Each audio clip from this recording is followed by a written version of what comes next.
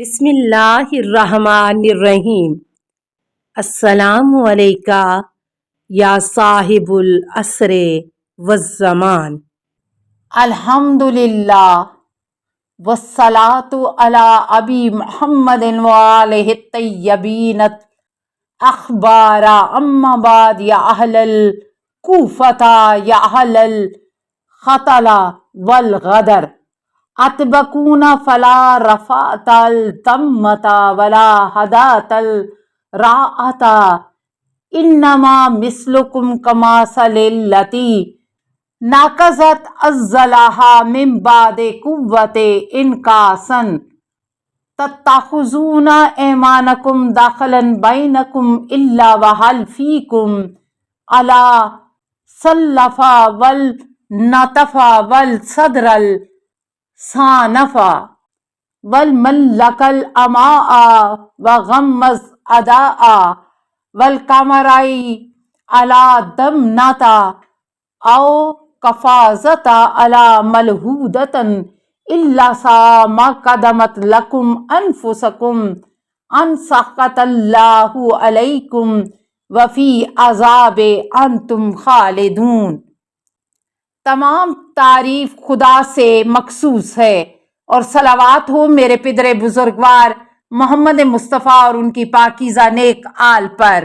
اما بعد، اے کوفہ والو، اے نئے رنگ بازو، اے دغا بازو، ہمارے حال پر گریہ نہ کرو، یہ تمہارے آنسو خشک نہ ہوں، تمہارے نالے بند نہ ہوں۔ تمہاری مثال اس عورت کی ہے جس نے اپنے دھاگے بننے کے بعد کھول دیے۔ تم میں کیا فضیلت ہے سوائے یاوہ گوئی، گندگی اور سینے پر کینہ کے، ظاہر میں کنیزوں کی طرح خوش آمدی اور باطن میں چغل خور دشمن۔ یا تم اس ہریالی کی طرح ہو جو مزبلے پر اگی ہو، یا ایسی چاندی جس سے قبر کو سجایا جائے۔ اچھی طرح سمجھ لو کہ تم نے آخرت کے لیے بڑا گندا کردار بھیجا ہے کہ جس سے غضب خدا میں مبتلا رہو گے اور ہمیشہ کا عذاب تمہیں ہوگا۔ کیا تم روتے ہو؟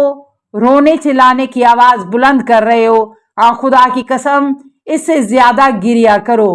کم ہنسو کہ تم نے اپنا دامن آر و ننگ سے آلودہ کر لیا ہے جسے تم کبھی نہ دھو سکو گے۔ تم کیسے فرزند ختم نبوت کا خون دھو سکو گے؟ سردار جوانان بہشت کا خون جو تمہارے نیک لوگوں کی پناہ تھا، تمہارے مصائب میں سہارا تھا، تمہاری حجت کا بلند مقام، تمہارے قوانین کا راہبر۔ اے کوفہ والو، سمجھ لو کہ تم نے بڑا برا کام کیا ہے۔ تم رحمت خدا سے دور رہو، تم فنا ہو جاؤ کہ تمام مسائی رائے گاں گئی اور تمہارا ہاتھ شکستہ ہو گئے۔ تم نے اپنے گھاٹے کا سودا کیا، غضب خدا کا شکار ہوئے اور تمہاری ذلت و بدبختی کا سکہ جاری ہو گیا۔ تم پر افسوس ہے کوفہ والو، کیا تم جانتے ہو کہ رسول خدا صلی اللہ علیہ وسلم کے کس اور حرم رسول کی کیسی بے پردگی کی ہے اور ان کا کیسا خون بہایا ہے، ان کی کیسی ہتک حرمت کی ہے۔ بلا شبہ تم نے بڑا برا کام انجام دیا ہے، سخت ناروا، سنگین، شرمناک، ایسا کہ تمام زمین و آسمان بھر جائے۔ کیا تمہیں حیرت ہے کہ آسمان سے خون برسا؟ بلا شبہ آخرت کا عذاب اس سے بھی شدید تر ہے۔ کوئی تمہاری مدد نہ کرے گا، تمہیں جو مہلت دی گئی ہے اس سے فائدہ نہ اٹھا سکو گے۔ تمہاری پیشی میں خدا کو جلدی نہیں کہ انتقام کا موقع نکل جائے، نہ اسے اس کا ڈر ہے، کیونکہ خداوند عالم تمہاری ہماری گھات میں ہے۔ ترجمہ لہوف، صفحہ 146 تا 148۔ یہ خطبہ مختلف مقاتل میں ادنا تغیر الفاظ کے ساتھ درج ہے۔ راوی کا بیان ہے کہ خدا کی قسم میں نے دیکھا کہ لوگ حیران و پریشان ہو کر رو رہے تھے، حیرت سے اپنی انگلیاں دانتوں میں دبائے ہوئے تھے۔ ایک بڈھے کو دیکھا کہ وہ ایک گوشے میں کھڑا اس قدر رو رہا تھا کہ اس کی داڑھی بھیگی ہوئی تھی۔ بولا، میرے ماں باپ قربان، تمہارے بوڑھے بوڑھوں سے افضل اور تمہارے جوان جوانوں سے بہتر ہیں، تمہاری عورتیں تمام عورتوں سے بہتر ہیں، تمہاری نسل دوسری نسلوں سے افضل ہے، جسے نہ ذلت ہوگی اور نہ شکست سے دوچار ہوگی۔ ترجمہ لہوف صفحہ 147۔ محدث قمی نفس المحموم میں لکھتے ہیں کہ اس کے بعد حضرت زینب سلام اللہ علیہ نے یہ اشعار پڑھے: ماذا تقولو اذا قال النبی لکم۔ ترجمہ نفس المحموم صفحہ 146 تا 148، جسے ام کلثوم کی زبانی نقل کیا جا چکا ہے۔ اس وقت امام سجاد علیہ السلام نے فرمایا، پھوپھی جان خاموش ہو جائیے، باقی ماندگان کو گزرے لوگوں سے سبق لینا چاہیے۔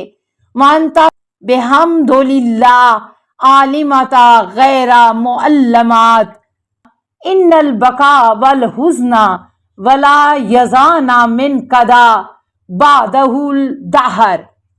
نفس المحموم صفحہ 217۔ آپ بفضل خدا ایسی عالمہ ہیں جنہیں تعلیم کی ضرورت نہیں، بلا شبہ گریہ و نالہ گزرے لوگوں کو واپس نہیں لائے گا۔ اس وقت امام سجاد علیہ السلام نے تقریر شروع کی۔ اتنے میں رونے کی آوازیں بلند ہو گئیں۔ لوگوں نے دیکھا کہ دشمنوں نے امام سجاد علیہ السلام کی تقریر میں رکاوٹ ڈالنے کے لیے شہداء کے سر کو بیچ میں لا کر نصب کر دیا۔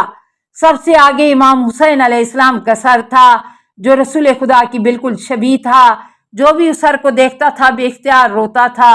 جس وقت امام کی نظر سر مقدس پر پڑی، آپ رونے لگے اور تقریر روک دی۔ تذکرۃ الشہداء حبیب اللہ کاشانی صفحہ 393۔ مجلس ابن زیاد کے واقعات۔ نمبر 1، ابن زیاد اپنے مخصوص قصر میں بیٹھا اور سب کو دربار میں حاضر ہونے کی اجازت دی۔ اس کے حکم سے سر حسین دربار میں لا کر اس کے سامنے پیش کیا گیا۔ اس کے پیچھے اہل حرم اور بچے مجلس میں حاضر کیے گئے۔ جناب زینب کبریٰ اس طرح مجلس میں آئیں کہ پہچانی نہ جا سکیں۔ وہ ایک گوشے میں بیٹھ گئیں۔ ابن زیاد نے پوچھا، یہ عورت کون ہے؟ کہا گیا یہ زینب بنت علی علیہ السلام ہیں۔ ابن زیاد نے ان کی طرف رخ کر کے کہا، الحمدللہ الذی فضحکم وکذب عدو احدثکم۔ اس خدا کا شکر ہے جس نے تم لوگوں کو رسوا کیا اور تمہاری بدعتوں کو جھٹلایا۔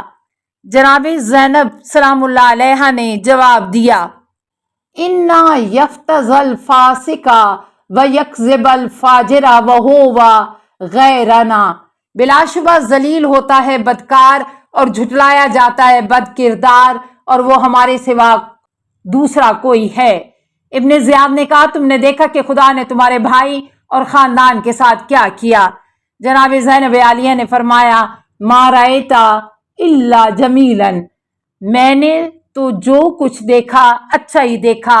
یہ لوگ ایسے افراد تھے کہ خداوند عالم نے ان کی سرنوشت میں شہادت لکھ دی، اس لیے وہ تحسین طلب انداز میں اپنی خوابگاہ کی طرف چلے گئے۔ بہت جلد اللہ انہیں اور تجھے ایک جگہ جمع کرے گا تاکہ تجھے محاکمہ کے لیے کھینچا جائے۔ اب دیکھ لے کہ اس محاکمہ میں کون کامیاب اور کون مغلوب و درماندہ ہے۔ تیری ماں تیرے سوگ میں بیٹھے، اے پسرے مر جانا۔ ابن زیاد کو جناب زینب کی اس آتشی تقریر پر غصہ آ گیا کہ بس اب وہ قتل ہی کر ڈالے گا۔ عمر بن حریث اس مجلس میں موجود تھا۔ ابن زیاد سے پوچھا، یہ ایک عورت ہے اور عورت کی بات پر مواخذہ نہیں کرنا چاہیے۔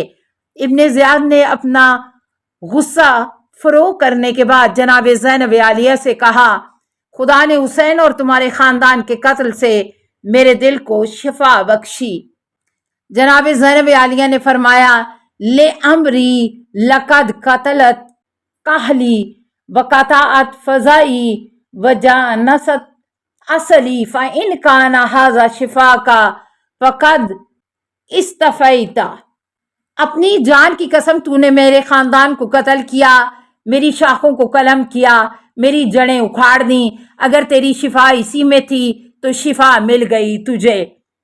ابن زیاد نے کہا یہ عورت کس قدر کافیہ باز ہے، خدا کی قسم اس کا باپ بھی بڑا کافیہ باز تھا۔ السلام علیکہ یا صاحب العصر والزمان، الامان الامان الامان من فتن الزمان، السلام علیکہ یا خلیفۃ الرحمن، السلام علیکہ یا امام الانس والجان، السلام علیکہ یا مظہر الایمان، السلام علیکہ یا شریک القرآن، السلام علیکہ یا قاطع البرہان، السلام علیکہ یا امام زماننا ھذا اجل اللہ فرجک وسہل اللہ مخرجک وظہورک، السلام علیکہ ورحمۃ اللہ۔ اللہم صلی علی محمد و آل محمد۔